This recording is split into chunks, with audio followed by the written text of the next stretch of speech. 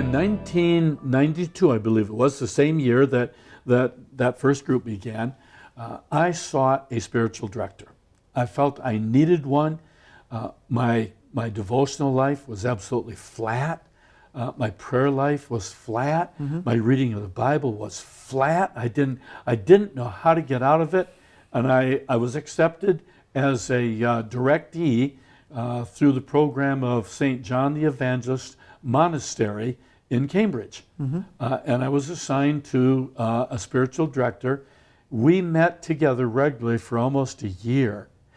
Here's one of the things he told me to do, Steve. Fairly early on, I was talking with him about my Bible reading's not working and all that sort of thing. And he said, well, my suggestion to you would be, why don't you close your Bible for about 3 months?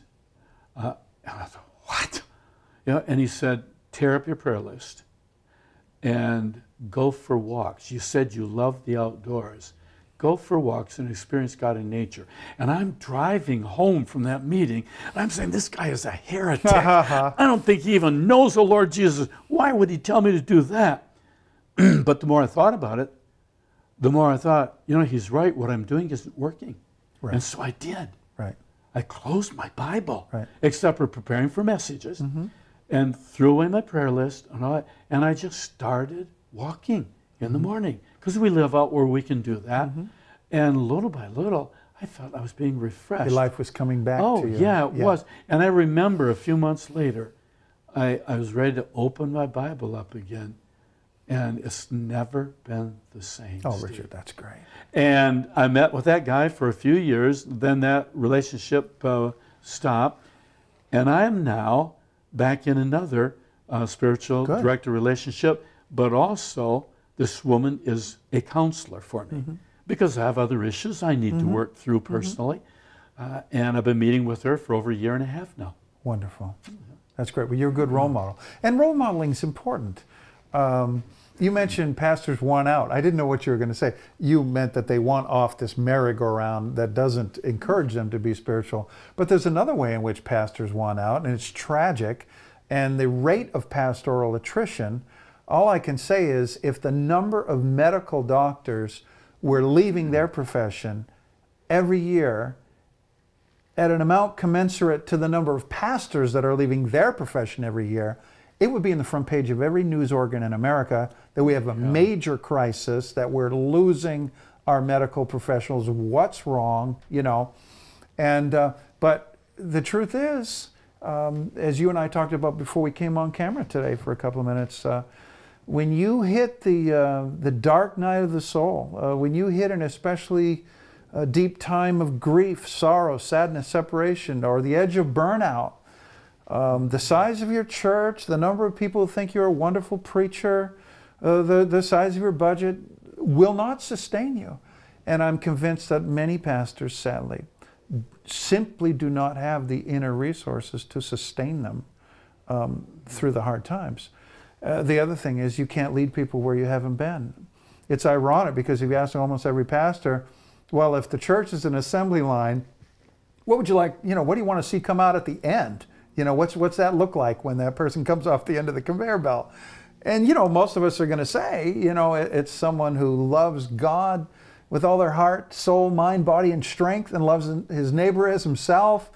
And there's a disconnect. Some leaders don't realize that you have to live that way if you want people to live that way. So I'm so glad for what you're doing. So we have to come to an end, but tell us a little bit about the current state of Barnabas right now, Dick.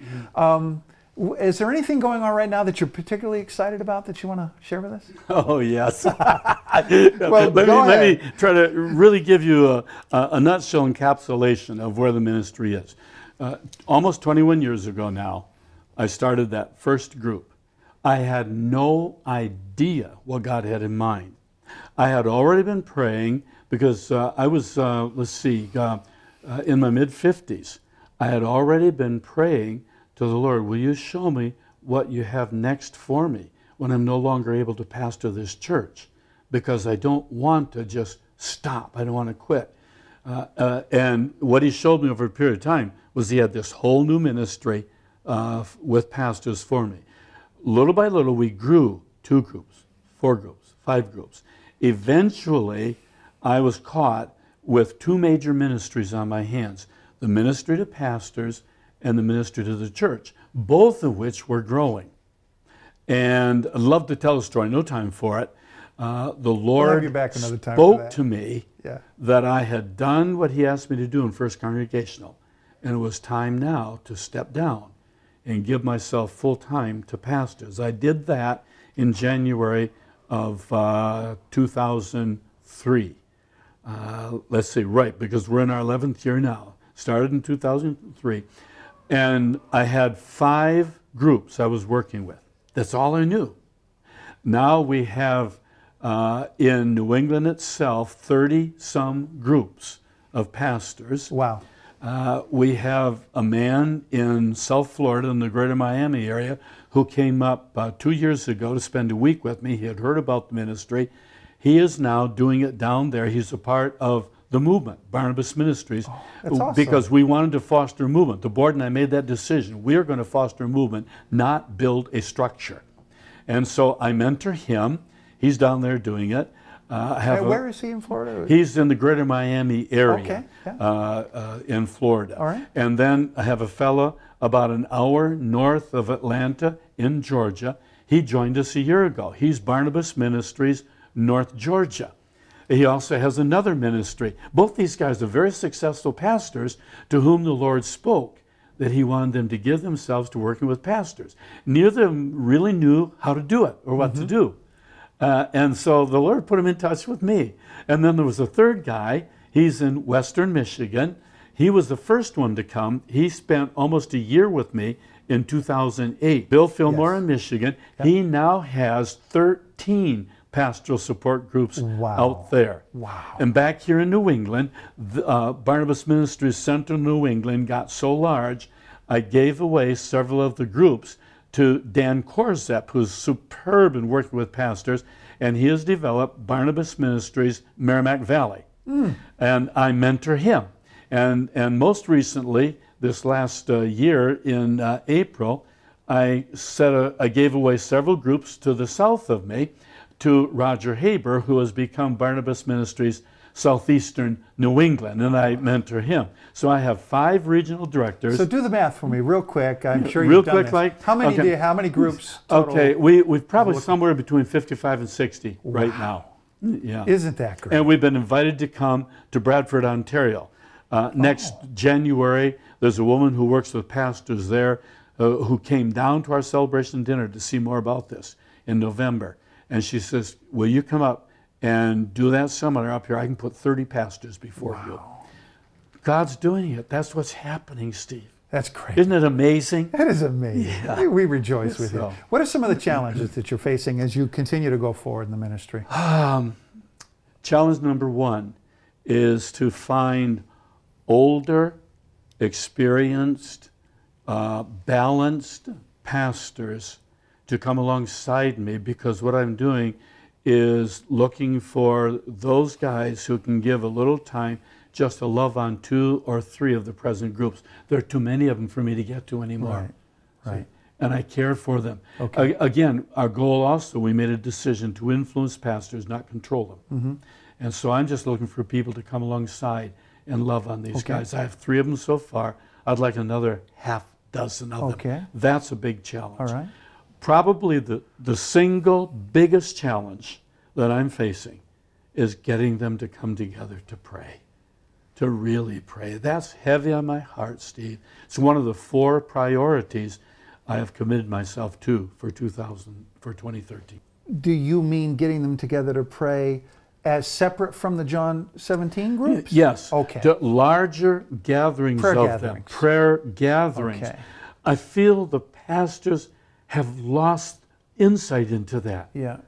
I think they think of prayer true. primarily for their own church and for the issues and all, and they've lost sight of the fact that the heart of our praying should be, your kingdom come, Father. And Jesus' commission in Matthew 28, go into all the world. If we could come together and give ourselves to that kind of praying, I know what'll happen. Gotcha. I've seen it happen in smaller venues. And I believe God wants to do it in larger venues. That's probably my single biggest challenge as I look out at the year ahead. All right, Dick, thanks. Is there anything going on now or in the near future that you want to tell our viewers about?